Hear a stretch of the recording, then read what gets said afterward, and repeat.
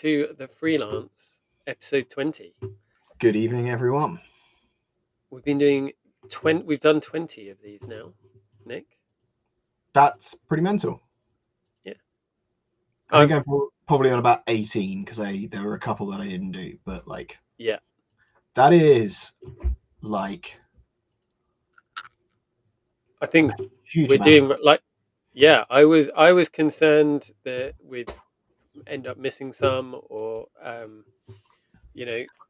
it would be hard to maintain, but I'm still enjoying myself. I hope you I are mean, I'm too.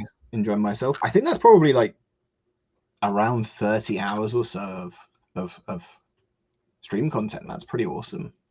Yeah, I think so.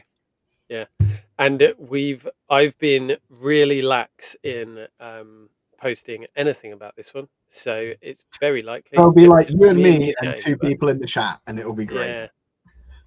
Yeah, but that's fine because it's just going to be a very relaxed one this time.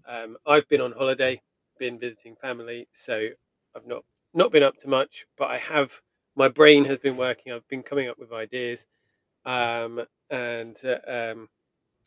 yeah, also. We were just talking before we started streaming about some Warhammer stuff that Yeah, is we've been able to start thinking about now that basically most of the reenactment season is over. I was talking to some folks earlier this week about getting in some historical gaming as well, some more Wars of the Roses gaming, which I'm looking forward to over the winter. Great. Yeah. I've also just noticed, and this is completely off topic, but I'm pretty sure that the cardigan you're wearing is the same as the one that's hanging there. Oh, yeah, it could be. Grey cable knit. Yeah. Yeah. Yeah. It's a strong Outstanding. look. It's a strong Yeah. look. Yeah. So, one thing that I think I did it in between last session and this one is that I tidied up my shed. So I've Nice. got one of my LARP armors on display behind me now. Got the wooden poleaxes out, and yeah, I so had a large sort out of storage boxes, which means that it hasn't really changed the look of anything in this office, but lots of yeah, things were just kind of scattered and slowly starting to pile up like this have now been yeah, packed into boxes and put away. yeah. Because I have much better access to my history books now, which is nice. Great. Yeah, for me it's just a case of I was picking my way through the shed to Yeah. sit on this one seat and then picking my way out. And now it feels a bit more free, and I know where things are, and I can see the floor in places even. So, Or that's, maybe good. if there's folks in chat, say hello. Have you tidied up something recently, or done something that you weren't some kind of chore that is really not exciting, but you're really happy Yeah, you got it out the way? something. It's one of those things I will put off a 15-minute job Oh yeah, for weeks because I don't want to absolutely. do it. It's yeah, it's not great. But there we are. Yeah, so this week, the first week of September. So I am a teacher. I see things. September is my new year in my Yeah. head. It always has been.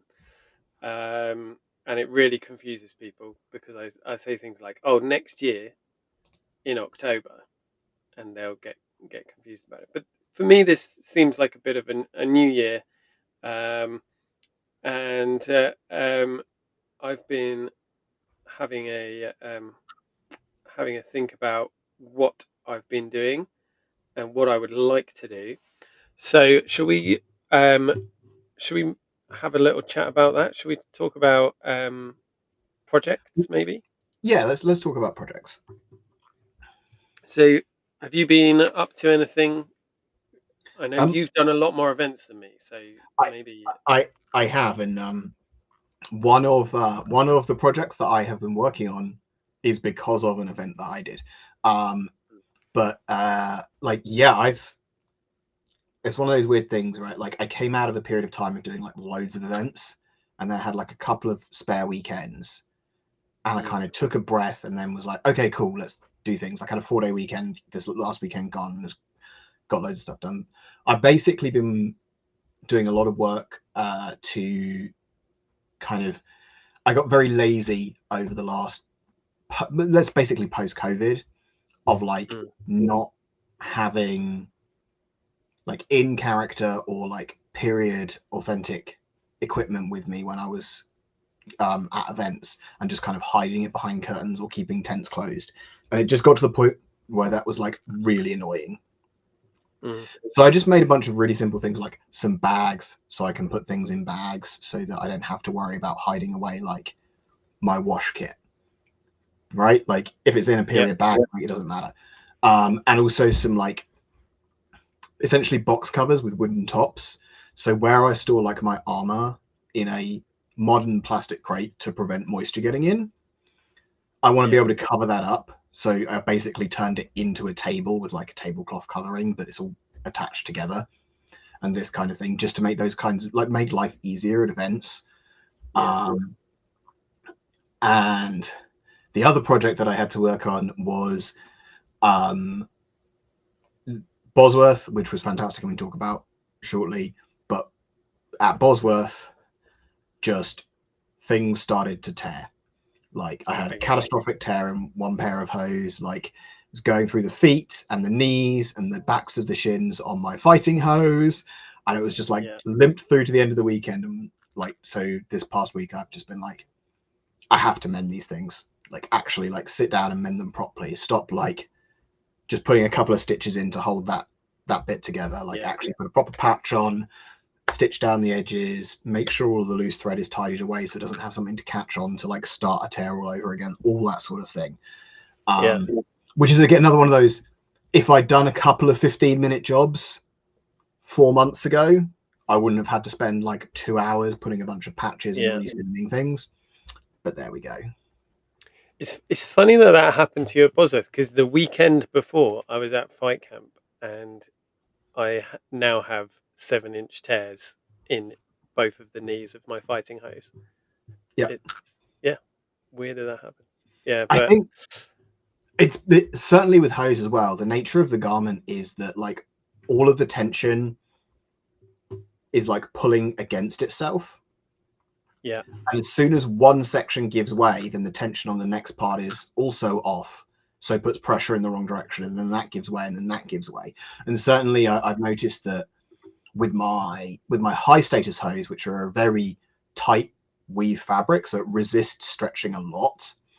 If I don't have the points like fully done up tightly around the waist, it puts a weird stretch in the hose, and then they have a tendency to rip because they're not under the correct tension, if that makes yeah, sense. yeah, Um, so yeah, it's yeah, just one of those things that you learn about actually using these garments like regularly, is where they wear and where you have to repair them, and all of yeah, these sorts of things. And it makes sense why you see in some of these writings about service in the 15th century, like in Babe's book or whatever, where it talks about like examining your master's garments for tears and these sorts of things. Like, yeah, you need to do that regularly, otherwise you're going to end up with like catastrophic yeah. issues. And it will be that, because literally I put my hose on, and I saw just a tiny little less than 1 centimeter tear, and I was like, oh, okay. These are towards the end of their life then. And then by the end of the morning, it was huge. Yeah. Um, yeah. So Mike Bass is joining us in the comments. Hello, Mike. Hello. Uh, and he says his sheds are full of kit and clutter, but he appears to be a reenactor and a LARPer, Good just company. like us now, I guess. So yeah, it adds up very quickly. And he says um, it's from the kneeling, bending the knee on the field. Yeah. Yeah, I do that a lot. I'm always trying to get people in full armor to kneel down, because it takes The the weight off. knees, It does help. the knees and the toes are the places that I frequently tear hose. Mm. This was it was basically in the crotch of my hose, but kind of around the back, basically seam to seam, just Yeah. tore as I squatted down to do something at the fire. And I think it's one of those things where potentially like there was a small tear caused by like catching on a nail on a bench or something like that before, Yeah.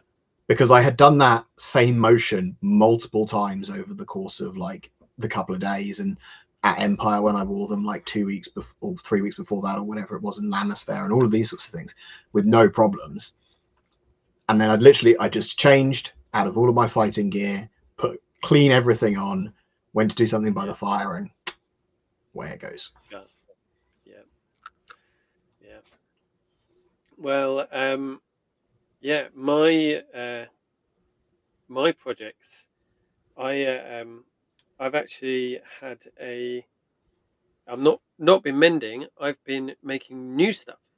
I've got Mm, a couple of commissions from people that were at um, that were at Empire that were with the group that I was with. A couple of the Stormborn Spears have commissioned me to do some armor work for them. So um, I've made a pauldron with steel and leather, and I'm currently halfway through making some splinted thigh plates, so some creases. very nice.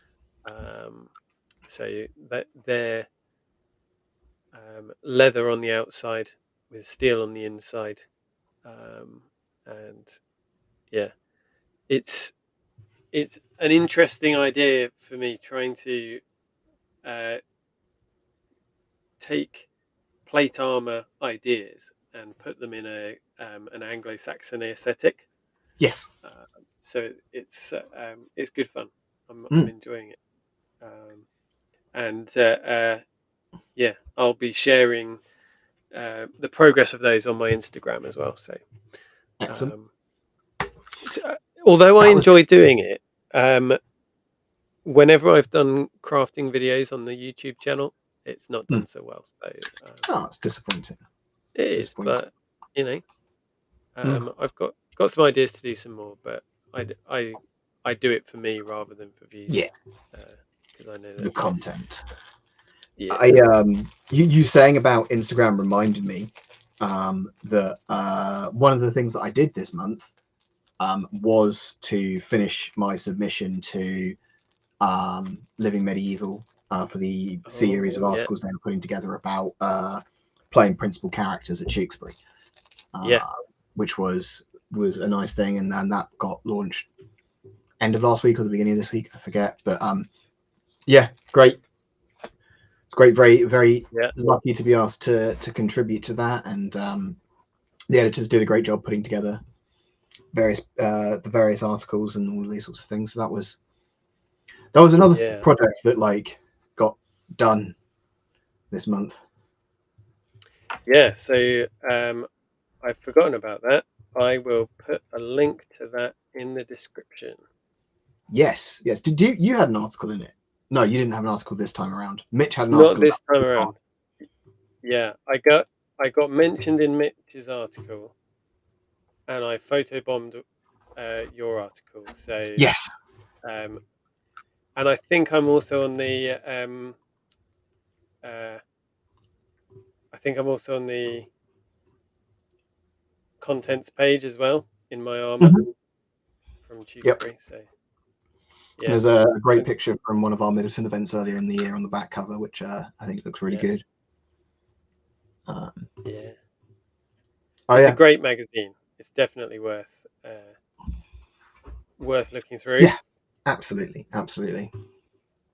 Um, and I will continue to try and appear in more and more of them. Should we talk about some Photobombing. events then? Because Yeah.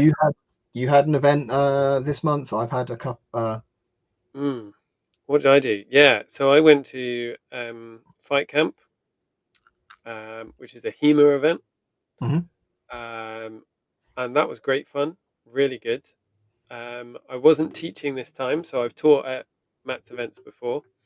This time I was marshalling, so I was helping out around and about, but also I was able to attend a few classes as well. So It's great. um, yeah, it was really really good.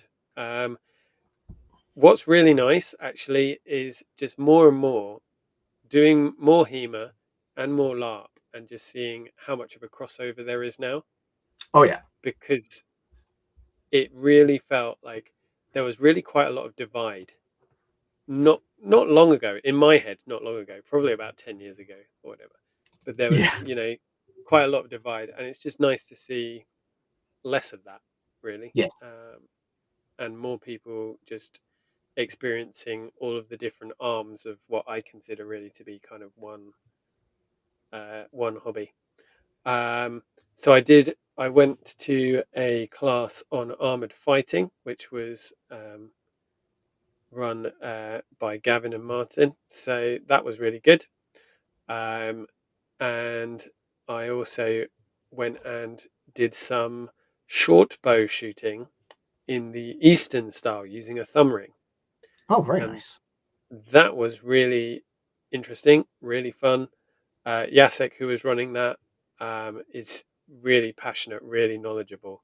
Like, he'd been doing it for 2 days flat, and he was 100% invested in my lesson, which was it's really nice. Like, I know that I wouldn't be doing feeling like that if I'd done it for 2 days, but he's really passionate about the subject, and uh, I know that he takes that lesson to other places as well. So if anyone ever gets the opportunity um, Yeah. to do some shooting with Jacek, I'd really recommend it. Um, I love and yeah, it's one of the great things about this collection of hobbies is that you constantly get to meet people who are just so unbelievably passionate about their mm, thing. yeah, Um, yeah, and it's like it's infectious. Even if like I find that even if I'm not super interested in like that specific thing, I come away like enthused about my thing, like yeah, something that I'm thinking about, like that kind of passion rubs off. yeah, absolutely. Yeah, and it's just yeah, like I'm not that interested in archery. I've not done archery for ages, but I was walking away. I was thinking like, right, where can I buy a thumb ring? Like, I need Mm, to, I need to, look into this more. yeah, And that's down to the delivery, right? And down to the passion um, that you see there. I did also get an interview with Todd. He's been doing lots of work on new swords. yeah. I say I And saw that he had the prototype or like master or whatever it is for the shorter arming sword, yeah, and I yeah, looked at that and I went, oh no, oh um, that's very much it's what I nice. want. It does look nice. Yeah, it wasn't about that. It was about I asked him to choose two swords that he had in stock and Mhm. talk a little bit about those. So that video will probably come out next week. Now, Lovely. either or towards the end of this week, or the beginning of next week, probably. So yeah, that's all I did. That's the only event, as well as like visiting family and doing actual holiday stuff Yeah, I was gonna say that you you've have been to do with a being a family. dad, right? Yeah, exactly. Yeah. Um, what about you? You've done at least one event. I think actually because the last one we did with post Lammas Fair, right? Like I'd already spoken Yeah, about like being at Lammas Fair, yeah, yeah. So actually, the only event that I've done this past month was Bosworth, but yeah, frankly, that was enough because that was busy. It was yeah, fantastic. It was great to be back at Bosworth doing like the full battle event. Just like and like it must be an exhausting event to organize for the visitor center, but they're always just like so happy that we're there doing the big event. yeah, And like the Fed had a bunch of the Wars of Roses Federation, who are the Reenactment's like umbrella group who organised Bosworth from that side of things. They had like a few new people in positions, so there was kind of like an extra stress for them there, but everything went off great. We did Barnet in the morning, which was a nice change because we've often done Tewkesbury in the morning there, but so doing Barnet was was different, and that was lovely. I studiously avoided being Gloucester, which was good. And I Don't want to get typecast. no, and particularly with Barnet being cancelled earlier this year, this was the only event really that I've been able to participate in a large reenactment as part of the Middleton Bill line, which is one Yeah, of the things I absolutely love doing with Middletons, is fighting as part of that group. yeah, So I was not going to give up that opportunity. I was very selfish. I was like, no, I want to do this thing. I really want to have fun doing this thing. I'm doing the thing. yeah, And it was great fun. I had a really good time. It was probably the biggest number of Middletons that we've ever had on the field at an event. It was certainly one of the biggest turnouts we've had for Middletons. It was fantastic. Everybody did a great job. Yeah, Bosworth is always it's always a busy event. yeah. And it's in that weird time in August where the weather can be really unpredictable. But again, we didn't have a single drop of rain all weekend. Great. So like it wasn't even that you were taking down dry tents on slightly damp ground. It was dry tents on dry ground for an easy Brilliant. dry pack down that was very like it was brilliant. Yeah, just what you want. Just what you want. And then in 2 weeks' time, I've got the Last Empire of the Year and then Avencroft to finish up the season, which should be a lovely little weekend. Again, a busy weekend, Yeah, but should be a lovely one. great. Yeah, I'm already feeling the FOMO of not attending Empire in 2 weeks, but there we are. Yeah, I will live vicariously Mm. through you guys in the photos. Um, But yeah. YJ says hello in the chat. Leonidas Sparta says hello in the chat. Well, the chat's very quiet tonight. That's fine.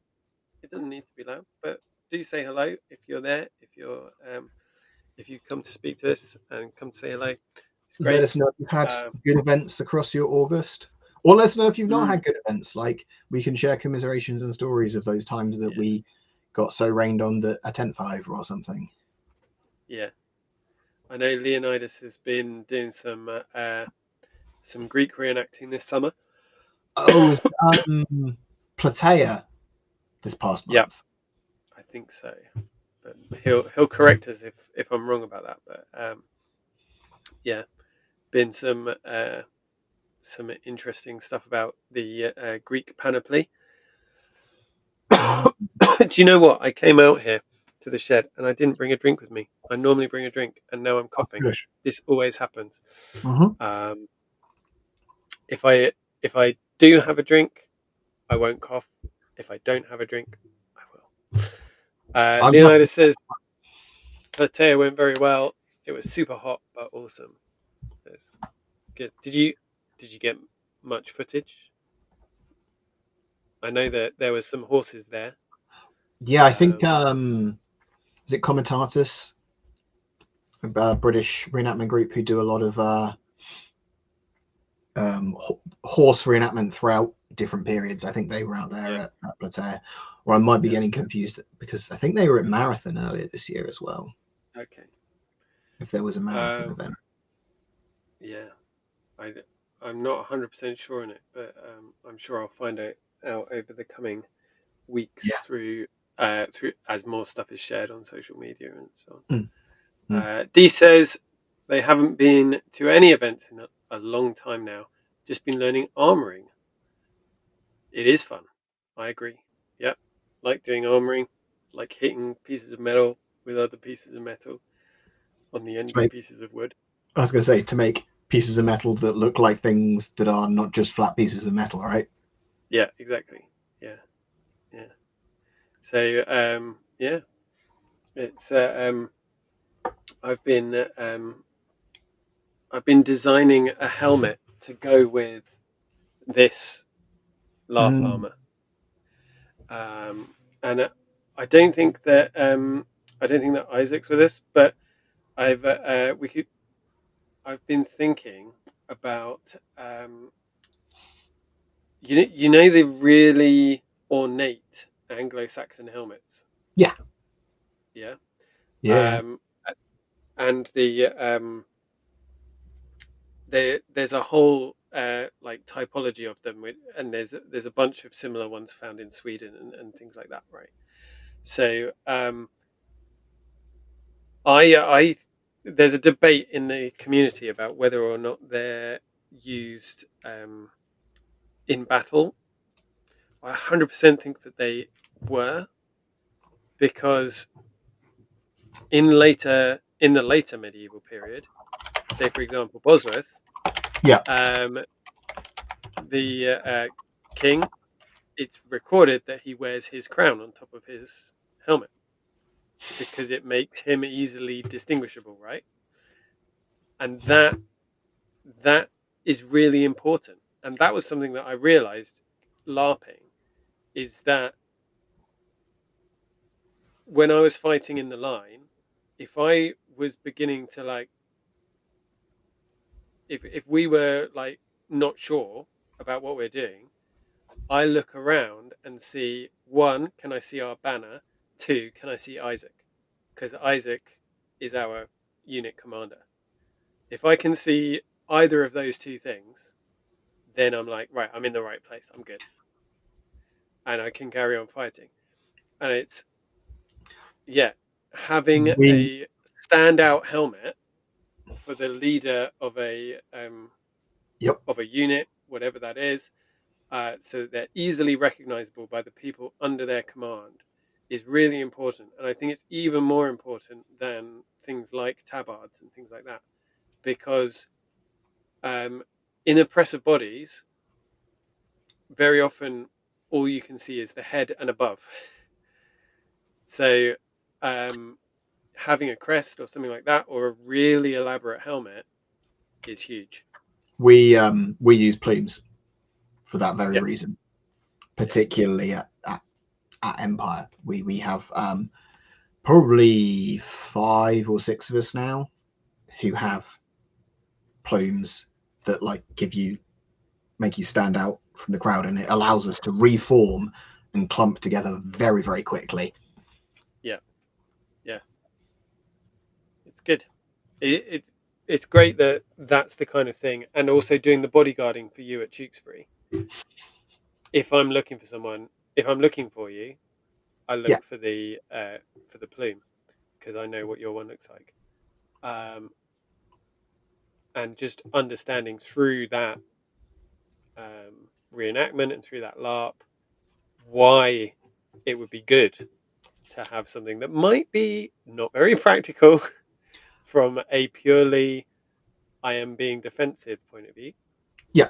but It's a but different from practicality, right? yeah, absolutely. Yeah. So Leonidas said they're making a full Thermopylae documentary with Roel Kay from Oxford. Commentators and John Conyard were both there. Um, and there was no marathon event since 2014. I did not know It that. must 10 have been years. the Patea stuff that I was seeing Yeah, then. yeah. Okay, so most of Leonidas's footage is going towards the Thermopylae documentary. Well, I will look Very forward to nice. seeing that then. That would be Yeah, great. sounds awesome. Good. Oh, another thing, Alex, our friend Which one? Alex uh, Drakenifel, Alex, um, who has appeared here a few times before, and I've Mm. done some deep look videos on his armor before. He's got a new armor, and we're going to organise doing that. But also, he's got a laser. He's got a rust killing laser, and so yeah, he brought it with him to the fight camp, and Is it's that very the cool. surface skimmer? Yeah, it Mm. just gets rid of the rust. Nothing else. Doesn't damage the metal underneath. Just if it's oxidized, it goes. It's very cool. So uh, we're hopefully doing a little video with that as well. Yeah. Uh, Kyle says that they weren't at Bosworth this year, but can instantly tell who their group members are by their helmets in the photos of the battle, even when their faces and tabards and livery aren't visible. Yep. Absolutely, yeah, it's clear. Yep. And It it's was also, interesting. I'd say, it's The very confusing when people borrow helmets. yes, yeah, and the document that says what a knight should have with him on campaign says that they should have 2 helmets with matching plumes. So Interesting. it doesn't matter which helmet they're wearing, the Mm. plume should stay the same. Dee says, my desire to learn armoring comes from the fact that I'd rather make something than buy it. I'd rather have a good fitting but rough harness than an off the rack one. Yeah, uh, I think And, that's a good and goal to have. and making things is often its own reward as well. Yeah, yeah. Yeah, YJ, I'm not 100% sure uh, how it works. It may as well be wizardry to me, but we'll definitely do a video on it and maybe do a bit of learning on how the laser actually uh, deals with the rust. But I did have some big rust patches on my armor when I got it out of the bag. So Oh no! yeah, I will clear it up, and I did clear it up, but um, I will also we'll get the laser out, and we'll do a video on it. He lives really close to me, so it's 100% down to me that I just haven't organized getting him round and doing more videos, but hopefully we'll do that in the coming months. It's 8:30, and we had a topic for today, didn't we? Oh, we did. We did. So we may as Sorry, well I jump got to that. distracted because I immediately went and Googled how laser rust removal works, and then I was like, I Okay. probably shouldn't go down this rabbit hole right now. Yeah, that's one for the future. Before we do go to our project, not project, before we go to our topic, I should say, just to remind everyone that I do have a Patreon, um, and these lovely people are supporting me. There are lots of people supporting me there. I'm also there are some people you can join for free. There is a free tier, and I do share some things for everyone over there. So if you have Patreon and just want to see kind of what's going on, then you can find that too. Um, and I've got an Instagram where I'm sharing kind of the stuff that I've been crafting. There'll probably be some Warhammer going up on there soon because Warhammer is kind of like my winter hobby, and reenacting and LARP is my summer hobby. It's like the indoor hobby and the outdoor one. So I'll probably end up painting some elves or Sylvaneth and shoving them up on there too. Right, here's our topic for today. Starting reenactment. I have been thinking about this a lot because I've got a project planned for the coming months. In fact, the entire coming year, which I will do a video about soon. I've already put the initial post about it up on my Patreon for everyone to see. So even if you're just um, being nosy and join as a free member, you'll be able to see that already. But it's linked with the idea of starting reenactment. And then I thought, as we were messaging this weekend about what we could talk about, it might be a nice little chat just to find out how people got started, because it's a classic question. I don't know how many times I've been asked it. Like, it's one of those, as soon as someone finds out that you're a Do reenactor. do you get asked how did you start reenactment more than you get asked how you and your wife met? Yeah, I was gonna say yeah, for sure. because yeah, I get asked that more than how did you and Rosie meet? It's how did you start reenactment? Yeah. And I think that's Uh, the really common question people always get asked in their life, right? So just to put it in context about how often as a reenactor, like you get asked this question. It's Think about how often people ask how you met your significant other, and then think about it happening more. Yeah, yeah. So, I reckon that people in the chat probably have got stories about this as well. Maybe interesting, maybe similar to ours. So if you want to drop yours in the chat as well, that would be great. But I was just kind of interested. I wanted to find out if my experience was the same as everyone else's. So, Nick, how did you get started in reenactment? I mean, I'm guessing a lot of people's stories are going to start with, well, my friend did this thing. Okay. And so for me, I was, I don't know, 16, 17, something like that. And I had some friends who did it.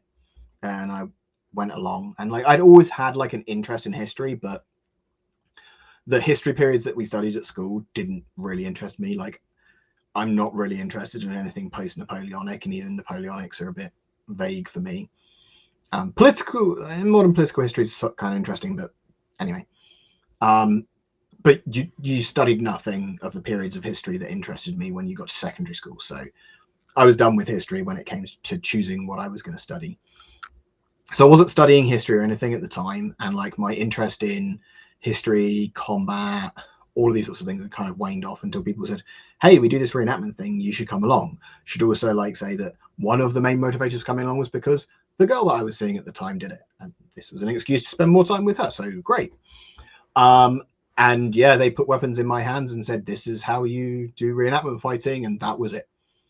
Like, first evening, did that, went, yep, 100% on board with this.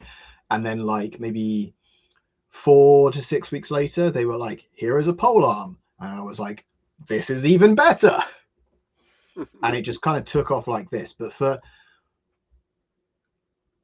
the longest time, the actual kind of history and like experimental archaeology and like the things that I kind of identify with in reenactment about like pushing on, like trying new things, like getting like trying new ways to have kit work and trying to get things to be as like either authentic is like the is a like a really loaded word in reenactment, but like to get things as appropriate as possible, like because you're never going to be fully authentic because your materials are made with modern techniques, and even if all of your materials are made with like a period technique, like you're not a medieval person, like all of these sorts of things. But understanding where your compromises are and then pushing so you have fewer and fewer compromises, or so your compromises are less impactful on the portrayal that you have or the experimental archaeology you're doing, that didn't come until like much later in my reenactment career. Very early on in my reenactment career, I was just like,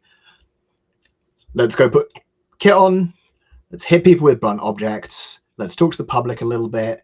Cool, the show's over. Right now, I can put my jeans on, I'm gonna grab some beers, and then I'm gonna get in my sleeping bag at the end of the evening and this kind of thing. So it wasn't until like I started doing some more Wars of the Roses Federation events, and then particularly when Middleton started, that I actually like really pushed on. And then I was like, okay, no, the thing that I really want to do here is try to do all these things. Yeah. Yeah. We've got some cool stories in the chat as well. Yeah. So, so we've got Leonidas said that their example of a story is slightly different, but it does start with knowing someone who was doing a thing. So Leonidas's mum was running a teaching course similar to Horrible Histories, which got him obsessed with history. Got their first helmet when they were 8 and continued to build a terrible, terrible kit. Eventually got in touch with Ashley Holt, who sadly passed away, but they had made them a linothorax and told them about the Platea event. So then they started building a better kit and went to their first event in 2019. It was a little Roman one in Toronto, and then when they were 16, went to Greece for Platea in 2021. Yeah, I love the idea of a tiny 8-year-old hoplite. Just It's a That is awesome. cool image. Um, the I very much think that my my boys are interested. It's just that bringing them along to an event would would be very stressful because they currently they will go in two different directions. But it's definitely something that if they want to when they're a bit older, I'll be bringing them along to because they love sword fighting and armor and shields and all sorts. Mike Bass says that they started reenactment as their ex-wife was a member of a group resident at Bosworth, and then formed Black Maunch, the Hastings household, and now been portraying Sir John Donne since 2000. So again, it's people that you know, right? It is a bit, yeah. People that I know. Well, I'm gonna throw it off now because I'm. It wasn't a case of someone that I know. I went to there's like a local arena where they're like every fireworks night there's a fireworks display there. There's a May Day festival and things like that. So I went to one of those things, and there was a medieval group there doing medieval combat, and it was so cool. And I said to them, "How did you get started doing this?" And they said, "Well, we're looking for members right now." Uh, so me and my brother joined up with them.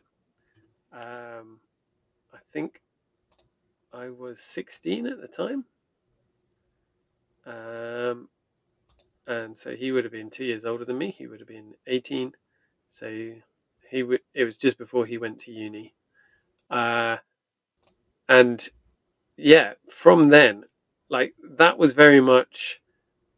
It was a let's have good fun playing around with medieval weapons and armor without really thinking about the history very much, which they had a lot of fun doing that. It was great for that kind of event. Um, and I enjoyed it when I was that age. But the more I learned about reenactment, well, the more I learned about history, the more I realized that I wanted to do things as correct as I possibly could. And so I did end up moving groups after a while, just basically due to vision being, this is what you enjoy doing, this is what I enjoy doing, this is what I would like to do. And then I realized that if I was going to try and be as close to being a medieval knight as possible and learning what it was like to be a medieval knight, then I also needed to ride horses and I also needed to learn to joust. Yep. And that's why I did that, because um, yeah, I it's it's very much, it's all been a learning thing for me. It's all about learning what is it like to do this thing. Um, and I realized that that is very different probably to what a lot of people do it for. Um, but it's an interesting one because it means that I have a very different victory condition often to the Yeah. other people that I'm interacting with. Like in the in the Battle of Tewkesbury, I don't mind if I win or lose a fight. Like that's not my victory condition, right? My victory Yeah. condition is to try and make the Battle of Tewkesbury look like the Battle of Tewkesbury as much as I can, to stop you from wandering off and getting bonked on the head, and to understand a bit more about what it's like to use that armor and to be a bodyguard, the different roles, like the household troops, because the this is probably a topic for another day, and after a bit more research, but um, bill blocks are possibly not really a thing, um, So there's and, a and line fighting probably not really a thing. Like the clash of lines, I think like we have documentary evidence that talks about that, but mm, probably not in the way that we do it. yeah, And the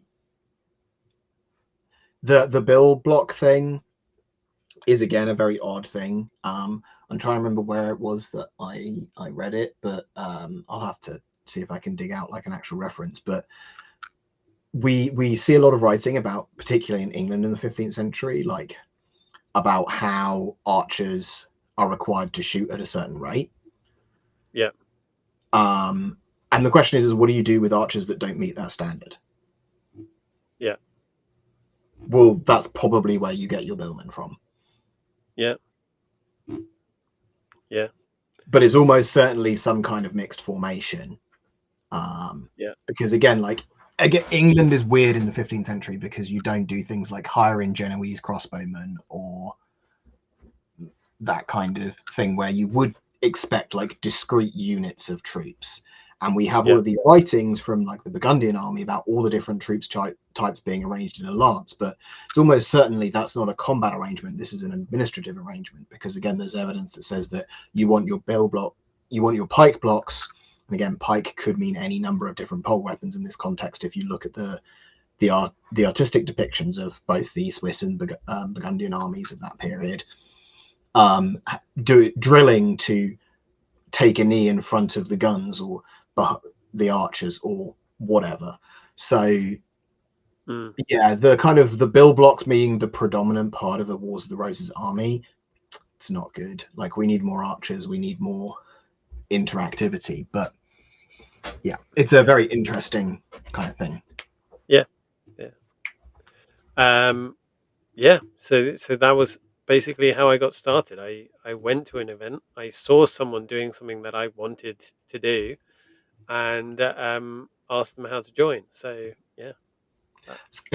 Kyle in the chat has a similar story to tell about going to Bosworth and getting involved that way, Hmm. Yeah. which is So awesome. see, yeah, two different ways. You already know someone, and they say, "Isn't this cool?" Or you go somewhere and see something, and Isn't this cool? isn't this cool? I Yeah. suppose the So other one is the representation that we don't have here, which is, well, my parents were reenactors, so what hope did I have? yeah, yeah. So there's a few of those for sure. Um, yeah, it's. I can think Kieran, for example, that we both know. Rosie. Um, Rosie. Yeah, yeah. Um, yeah. It's. I think all even though that's the case, I think there's got to be a moment, right, where it becomes your hobby, Yes.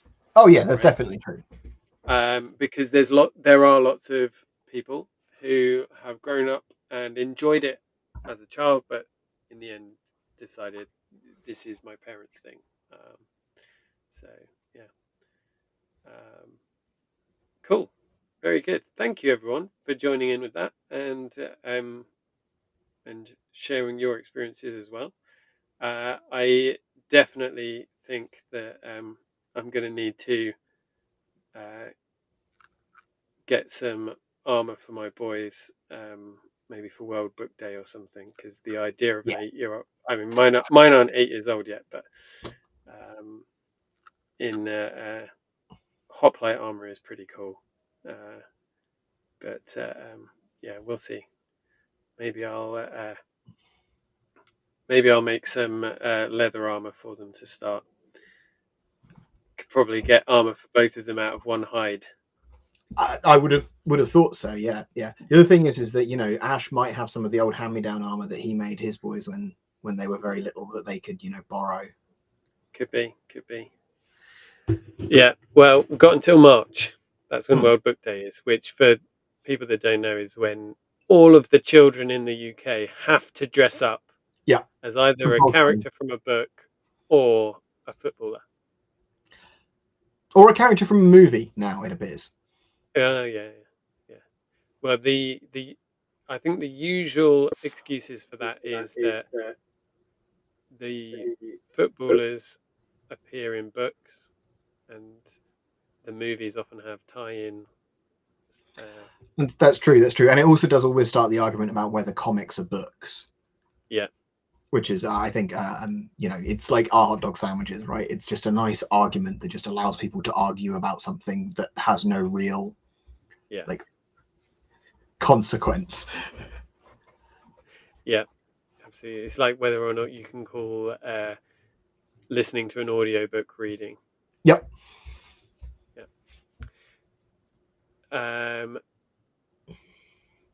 Yeah. Mike says, I spend a lot of time recreating the artifacts within my tent to be the items Lord Hastings and his brother-in-law would have had. Example, books of hours, Don triptych, tableware suitable for a royal. My then 7-year-old was centre of attention at show and tell. I can imagine. Yeah. Yeah. It was The one of the things that I wrote about in the article for Living Medieval about recreating high status is just like the huge problem of not being able to like afford, store, transport all of the associated stuff that you need to do high status. I really feel you for the hours and hours spent trying to find, create all of these things for a high status portrayal. It's a marathon. And the thing that I always like come back to is like, imagine a world where like for whatever reason I am like personally rich enough to come up with all of the stuff that is required to accurately portray the Duke of Gloucester. And then I say to Tewkesbury, okay, for my camp space, I am bringing 19 pavilions and 13 sheds that link them. I need that much space. Like, yeah. And a lot of horses. yeah. Oh, and that's not mentioned the stables that I'm bringing. Yeah. I'm gonna need some. I'm gonna need this much firewood. I'm gonna need 300 bags of oats. Yeah, exactly. Yeah, that's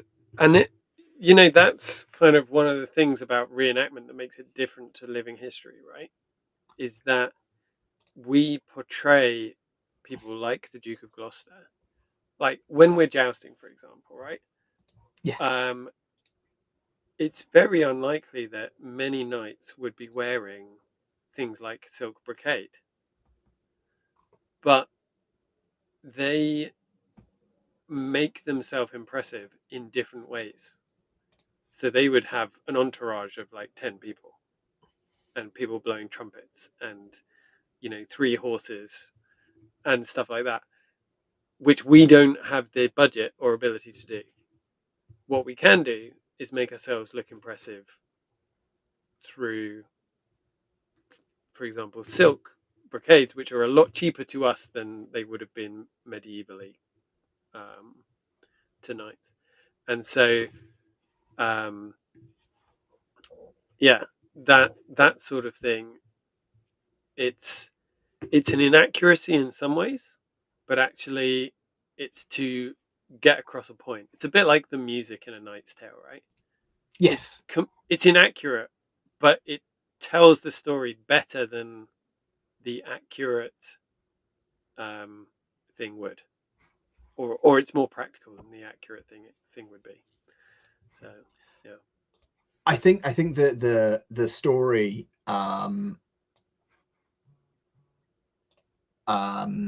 the story that we tell at reenactment events is often more important than the accuracy. Mm-hmm. Yeah, which is different to living history.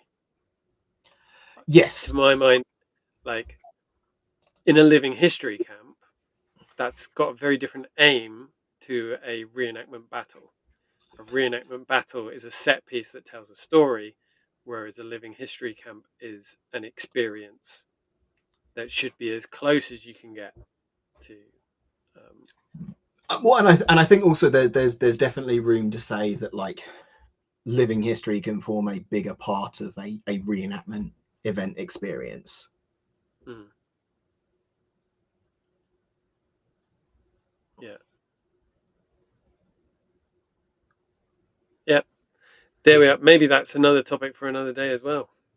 The We could tier list thing, tier list: LARP, HEMA, reenactment, and living history. Yeah. Experimental archaeology. Oh yeah, that too. Yeah. It's one of those weird things as well. Like, without getting on a massive rant about like language, because one of my personal bugbears in reenactment, living history, whatever you want to call it, is the oversubscription to precise language. But I think that that's possibly Yeah. also true among like the conversation that we're just having here. Like the line between living history and reenactment and LARP and like HEMA and experimental archaeology and all these sorts of things is so vague. Like, you say you're a reenactor, you say you're a living historian, people know what this means. And it's only people who have like some kind of negative experience of something that Mm. care, right? Yeah. Yeah. Right. Like, you know, people who it frustrates me knowing like people say like, I'm not a reenactor, I'm a living historian, and I'm like, really? Like, does it matter? Yeah. Yeah. That's not a poleaxe, that's a Bector Corp. Really, does it matter? It really doesn't. I the yeah. Um, as a dyslexic, I subscribe to the view that we should not have dictionaries. Just it should be a free for all. Uh, Everyone just uses whichever word they think works best. Um, cool. Right, we're closing in on an hour, which would seem like a good place to stop.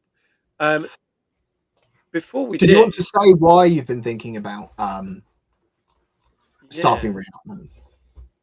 yeah. So I thought I'm going to do a video on this in more detail, and um, basically, like I said at the beginning of the show, um, I see September as the start of a new year because I'm an educator, and that's how schools in England work.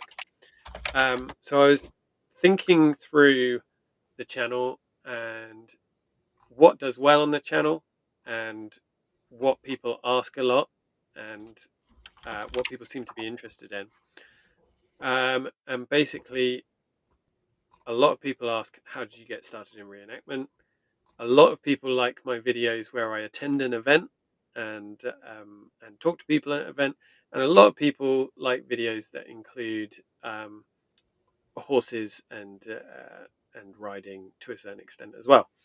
So I thought that it would be an interesting series to attend Hastings, the Battle of Hastings, which happens in on the second weekend of October um, in Kent. Do a video there about the Battle of Hastings and the event that's there. So that ticks one of those boxes, and then get into reenactment. So basically, start reenactment at that point, as if I were my 16-year-old self attending an event going, this looks cool, let's do it, and building it up. I think Hastings would work really well for that because it's an event, it's a time period that I don't have a lot of previous knowledge about.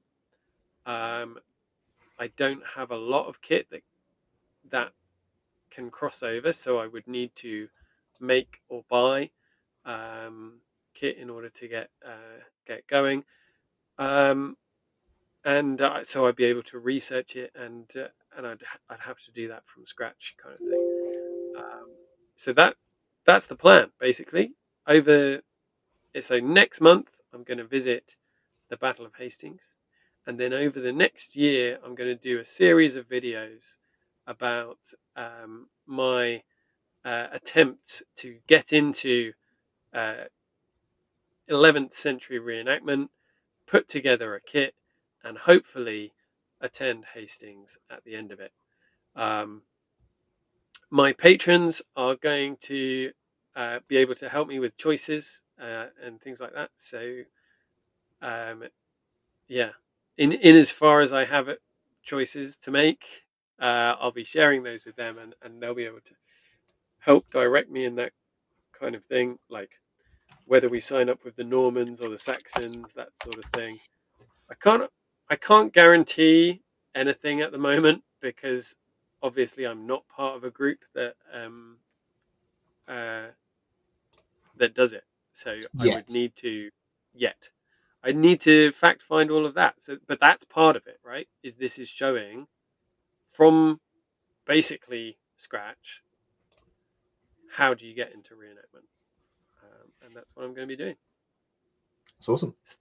Starting reenactment all over again, with a bit of help from some people that I do know along the way. Yeah. You know, because Yeah. there is crossover. Yeah. Right, there we go. That's my plan. If you like the plan, leave a comment down below. If you've got any suggestions, leave that there as well. I will be doing a more in-depth video about it. My patrons have been leaving me questions to help me put that video together and answer basically the things that I think are obvious, but other people might not, and frequently asked questions and things like that. So yeah, and I'll see if I can get Nick along as well. Maybe get him to put a kit together. We'll see. We'll see. I'm sure there's space. He's not busy enough at the moment. No, absolutely yeah. not. It's not like I'm getting married next year or anything. No, exactly. Right. Okay, guys. Thank you very much for joining us. Don't forget to do all of the good YouTube algorithmy things, and if you want to help out with my new project for the new school year to attend the Battle of Hastings and start reenacting all over again, then you can check out my Patreon to help me do that.